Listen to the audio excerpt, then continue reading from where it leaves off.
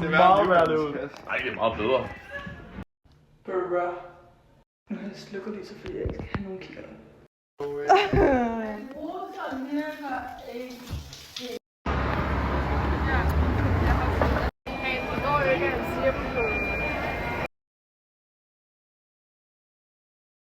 Vi er inde i vores Goon Cave.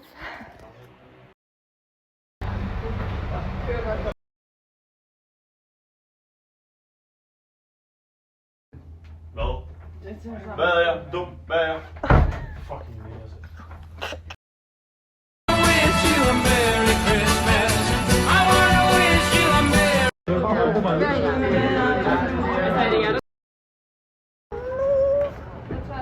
Nej, okay.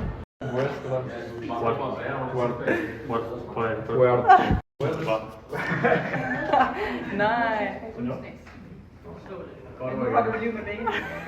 Har du karabiner med? Jeg skal da. Fuck, smart. Okay, guys. Hjernecellerne er der ikke. Så fuck igen. Det er godt, du skal se det, Simon. Ej, det fucker min IQ. Det er min ven, det der. Nej, det er ikke din ven. Nu står du kraftedeme.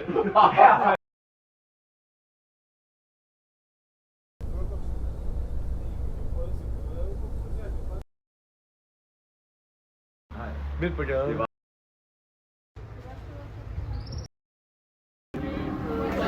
Remember, we have trouble. Shit, man. Oh no! Altså, vi er på Suicide Cruise. Ej, jeg ligner det ved. Reaction. Hallo. Ej. Jeg har ikke holdt styr på det. Wow.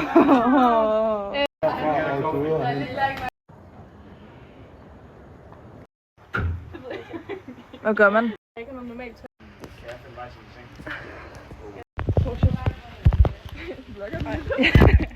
Ja, vi er fucking junglen. Hallo.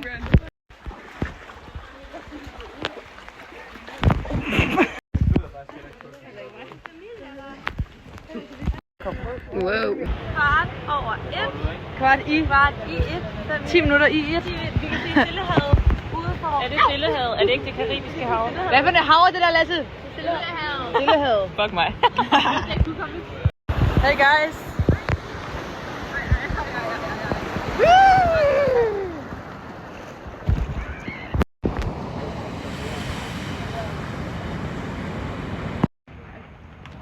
Hvor ved han ikke det? Hvad sker der? What? Det er nu, man skal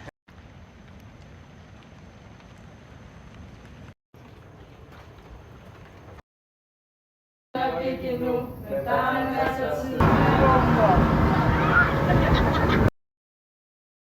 Ja, jeg poster det bare, når vi har internet igen.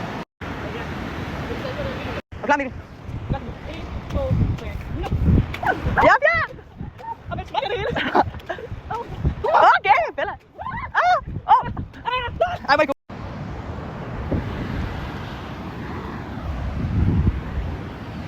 De der træer, der bliver plantet i kommunen. Ja.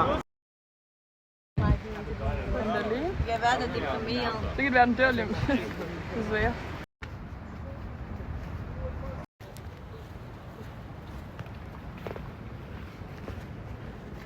Der er en plads her.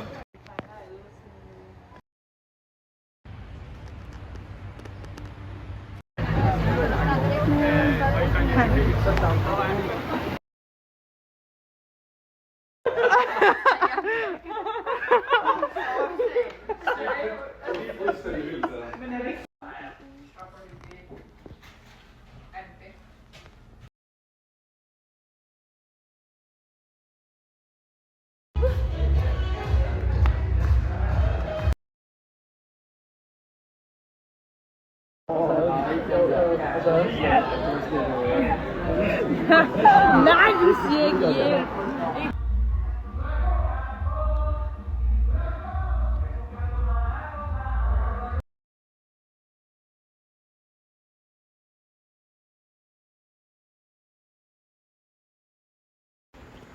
Jamen, jeg tager galt, man kan købe så meget andet her. What? Den er sygt kommet ind i stedet på dig.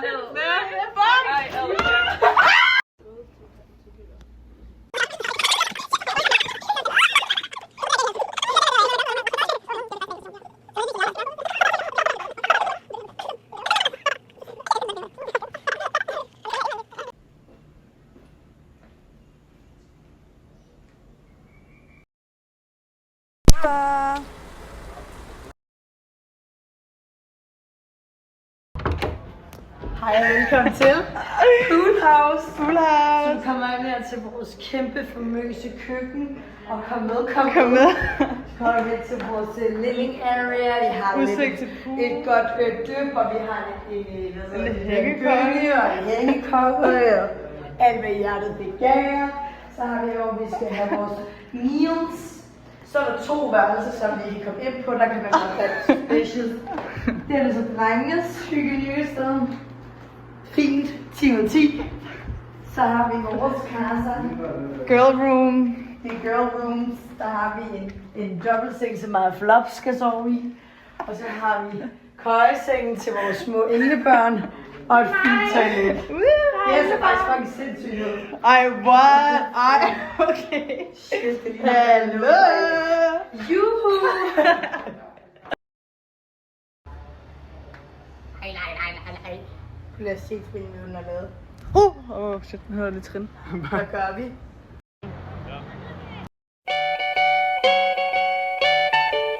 Go! Woo!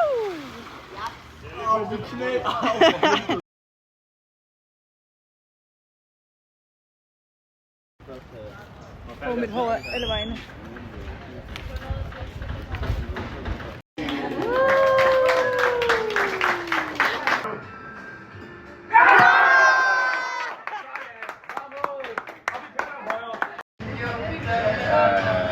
Vi har et kort.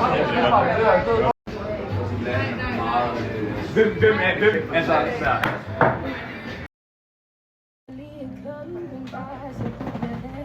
Wow!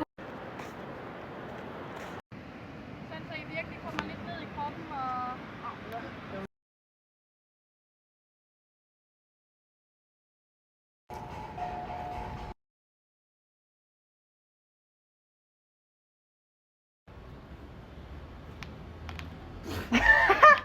Soda pop, you're all I can think of.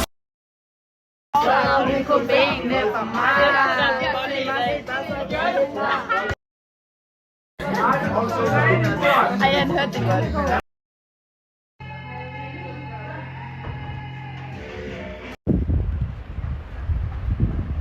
det er klart lige sådan der. Ja!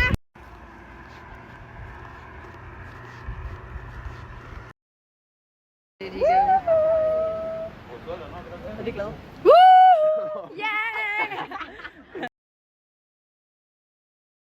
Ja, den der, det var lidt altså at smide en Pololandia ind, men den gør det godt. Det vil jeg sige. Tænder flyveren.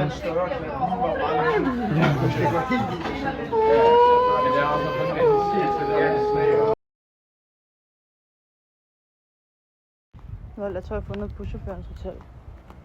Hvor rummet.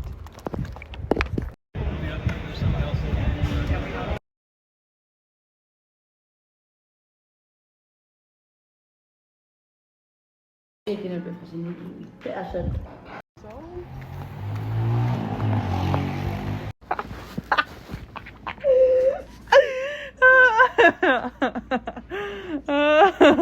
Okay.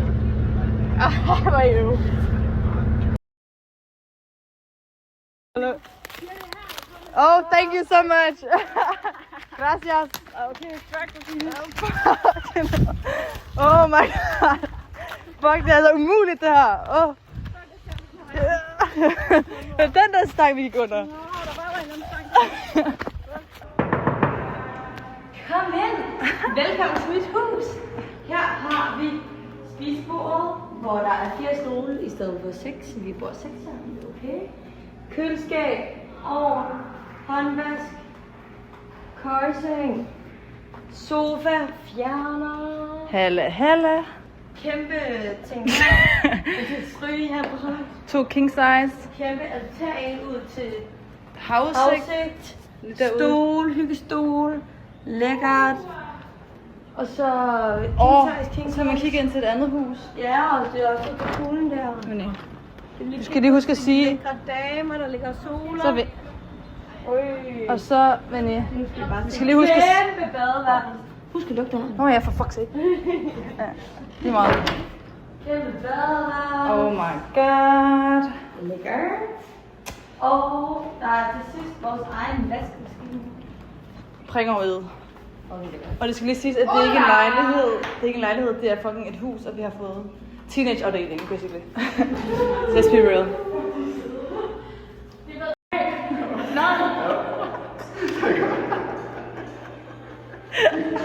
Det er no bad. Jeg skal lige have den der. Er det dine fingre? Tag den på! Til at spise eller hvad?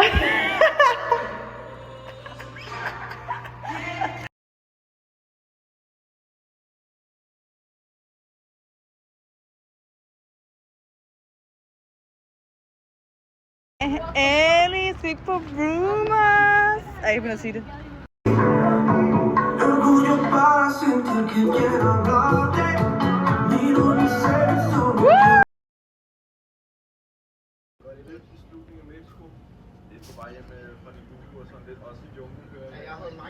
Det er cute, det her. Det er jo også ikke.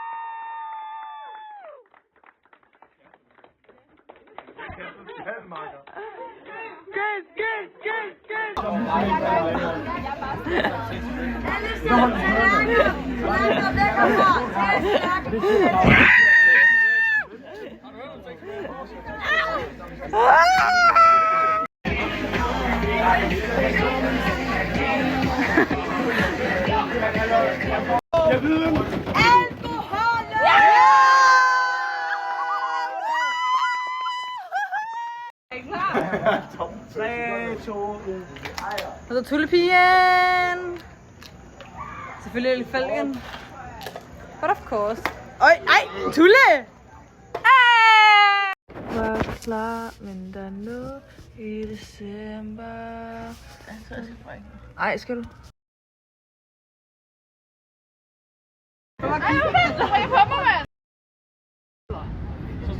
slår jeg bare bang. Og så summer det lidt i hånden, men resten af kroppen er helt fint.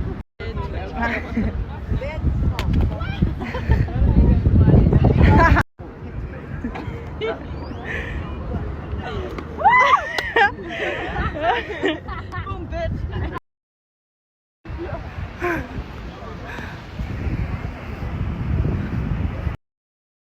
Okay.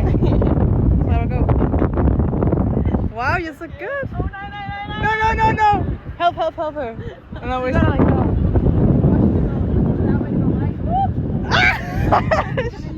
No, Flake. Go, Clara. Yes. I'm helping.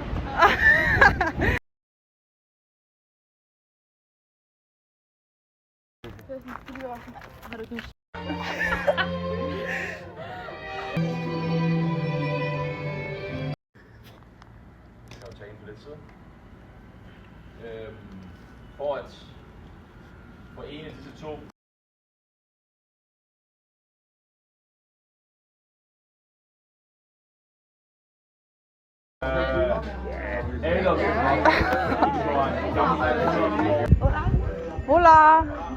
Hola. If you want a You pizza. want? Thank you. You're welcome. Have a good night. Thank you for Thank your you. service. Thank you for your service.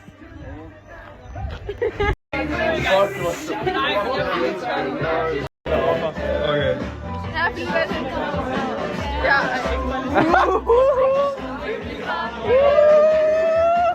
Eat that cake. Hvad laver han? Nej, girl. Nej.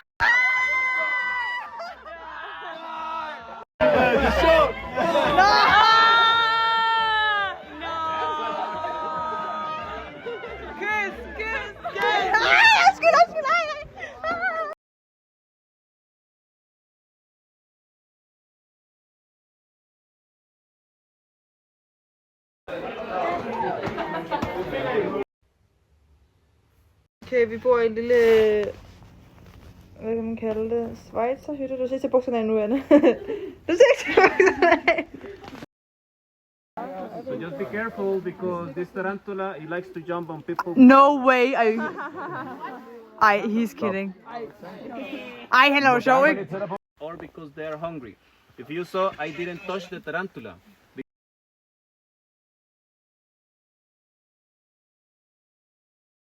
Så i dag er der 4 nætter til, 4 nætter til, at vi skal hjem til Danmark.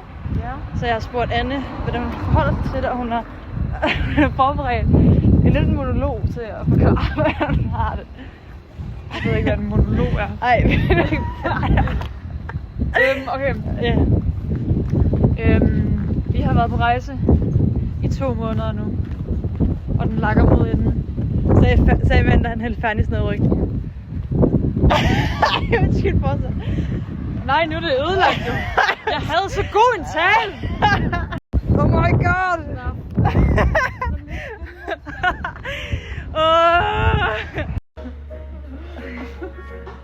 Okay, jeg fandt ud af opført som om jeg er sådan, altså, et år 10 yngre. Jeg er virkelig et år ældre end mig. Jeg føler mig bare så meget ældre. Ej, det gør du Jeg ikke. opfører mig jo som en 25-årig. Okay. Outdoor. Jeg synes, det er meget outdoor. Det er crazy.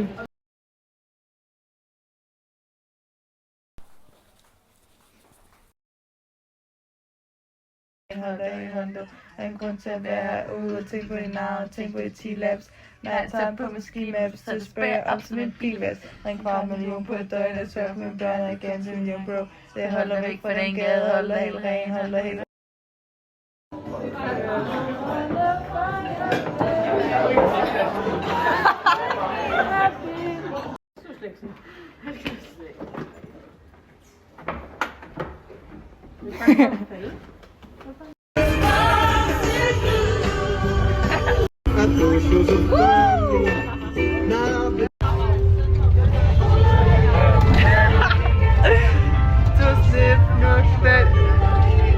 Ej, jeg faldt ikke med kamera, shy.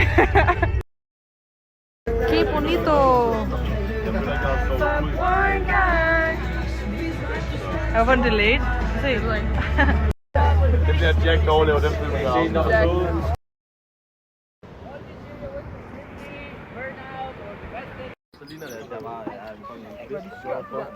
Luk lige paradis, er vi enige? Vi laver test på den her.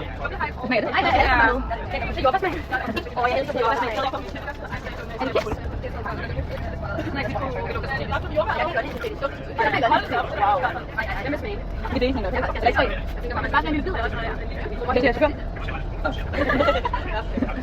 er sådan en lille bid. Åh, ej, undskyld. Ah, det er dårligt.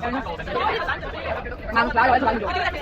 Wait, Salud, salud.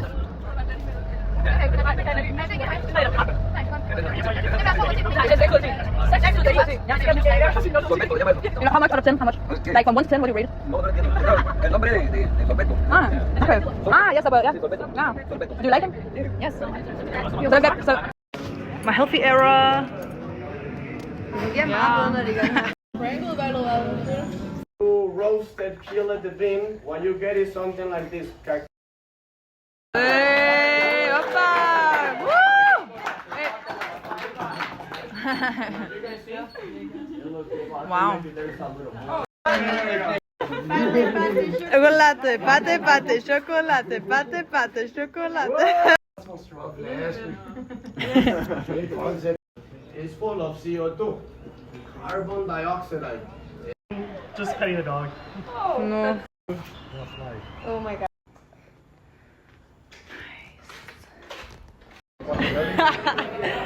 Okay, vi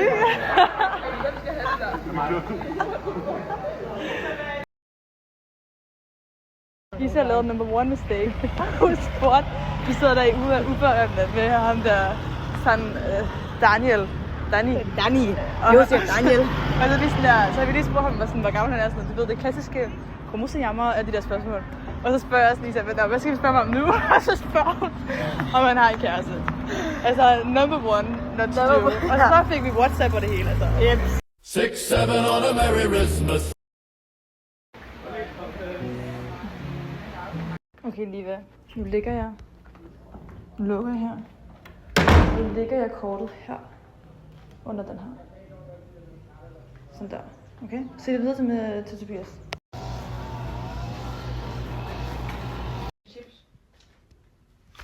Glo. Den her udsigt, som de andre har. Shit, man. Look guys, jeg har lige scoret et stykke tøj for Liva, fordi hun er bare så sød. Sidste værelseshygge, hvor det er glasliv. Bare roligt, det er bare æblejuice, unger. Eller er det? You never know. Nå, det har hun sgu da lov til. Men det fucked up, og min dame hun kigger. Blind reaction, blind reaction. Nej. Ej, du er færdig. Madam, happy. Salve Titi. Say cheese. Og blev til kvak. Ja, se vores cirkel hver gang vi holder om hinanden.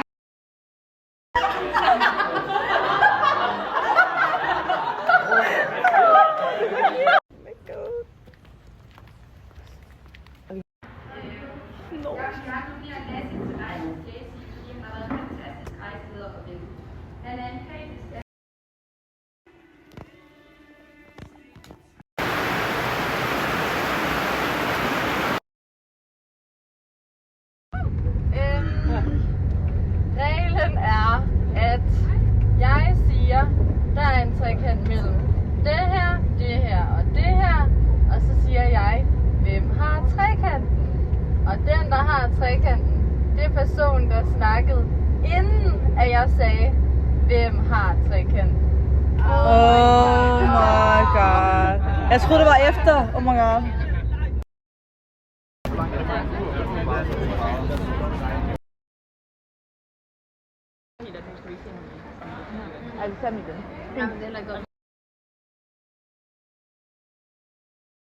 Jeg tror, det er fint nok.